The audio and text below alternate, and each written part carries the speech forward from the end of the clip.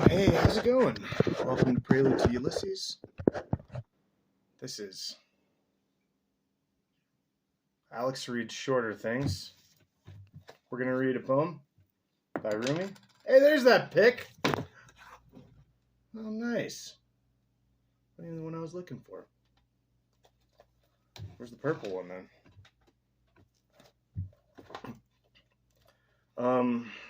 These are always fun. Let's just do it.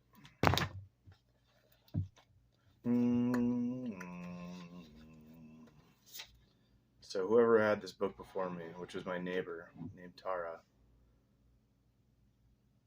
she gave me some good books. She put there's marks on this whole book. Everything's written up. I mean, everything's underlined and there's arrows and shit to stuff. That's cool. It's fun to see what someone else thought was important. But she really literally underlined like half of this book. Like here, look at this page. I don't know, can you see? Like half of it's underlined or marked up with a pencil. Like, and that's how this entire book is. 2 ways of running. Here we go. A certain man has a jealous wife and a very, very appealing maidservant. The wife was careful not to leave them alone, ever. For 6 years, they were never left in a room together. But then one day, at the public bath, the wife suddenly remembered that she'd left her silver wash basin at home.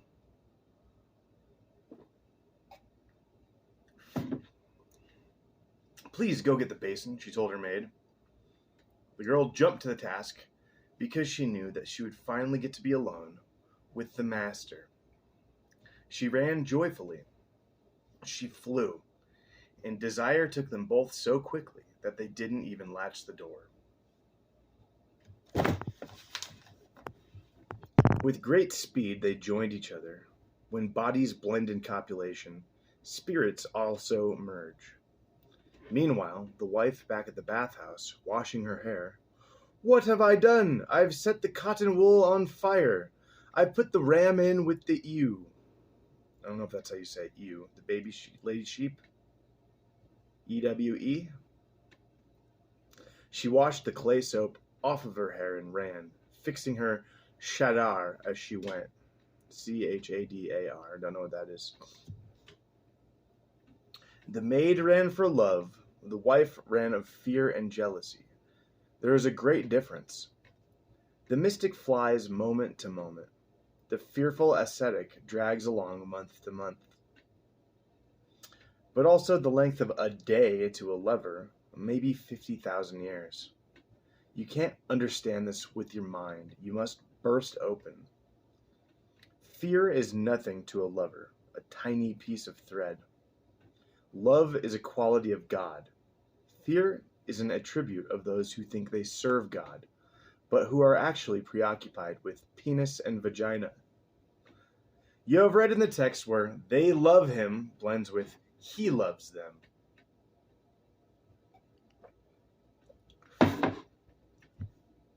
Those joining loves and both qualities of God.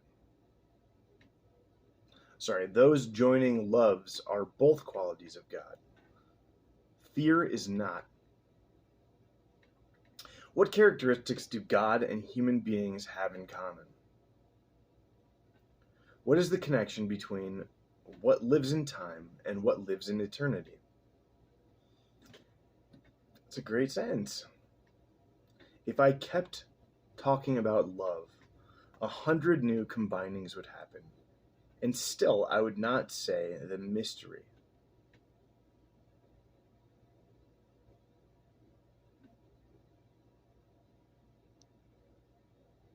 The fearful ascetic runs on foot along the surface.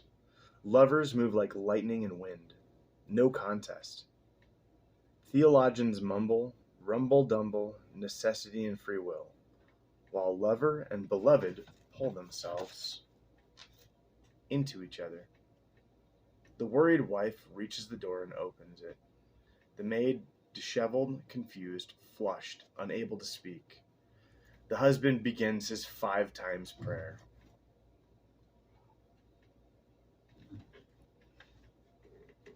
The wife enters this agitated scene, as though experimenting with clothes.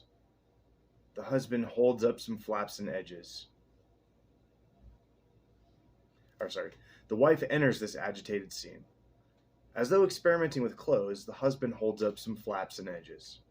She sees his testicles and penis so wet, semen still dribbling out, spurts of jism and vaginal juices drenching the thighs of the maid. The wife slaps him on the side of the head. Is this the way a man prays? With his balls? Does your penis long for union like this? Is that why her legs are covered with this stuff? Those are good questions she's asking her ascetic husband. People who renounce desires often turn suddenly into hypocrites.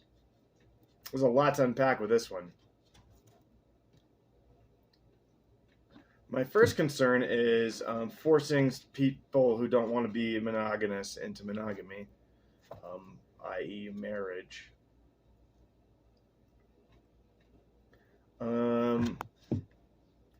Or more or less this guy being a part of a marriage where he will, at the drop of a hat, fuck somebody else, despite his wife's sincere protestations.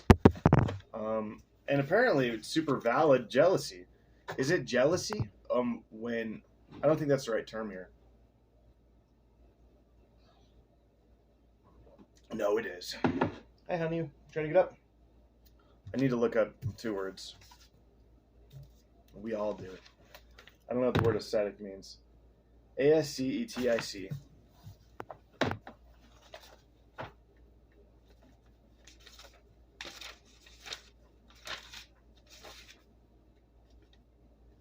As ascender, ascetic. Number 1, a person who practices self-denial. There you go. In self-mortification for religious reasons.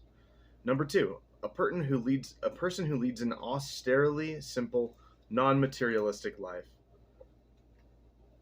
Number 3, in the early Christian church, a monk, hermit.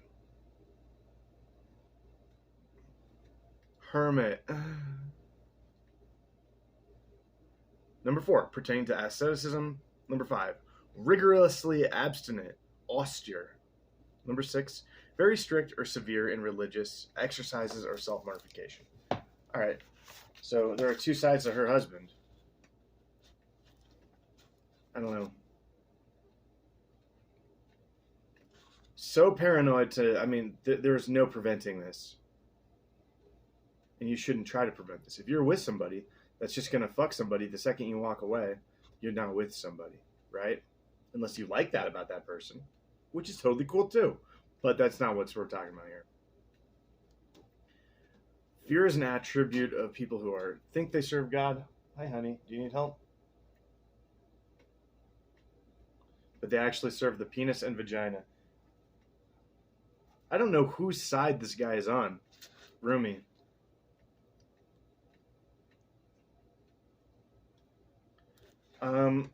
I think he's on the side of the husband who's cheating. And because they're practicing the concept, I guess it's better to love than prevent love. But what this story denies is that perhaps marriage is the real villain in that story. Not the husband. I mean, he's not great. Not the maidservant. She didn't do much better. But it's really the concept that these 2 people this lady felt like she needed to prevent this from occurring. Because, well, I don't know how to say this. I feel like marriage is the villain in this story. Marriage is the villain that turned this wife into someone that thought that this husband should do her bidding. I don't respect marriage. Personally, it's not my thing. I don't care about it. And she's mad that they had sex. I don't get it. But that's because she's asking her aesthetic husband, which doesn't seem to exist unless she's there. I don't know. It's a weird one. Let's look up one more word. Chadar. Shadar.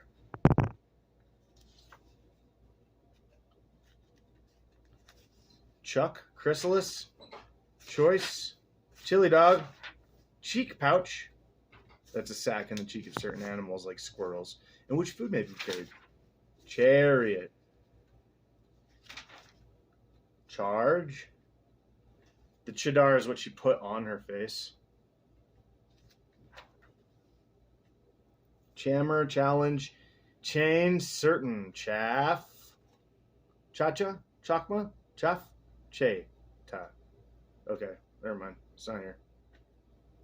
I think it's probably like a scarf or some type of clothing. Or maybe like her dress.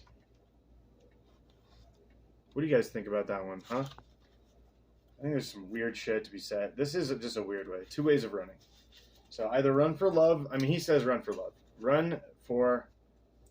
Run as if someone's wife is going to catch you banging.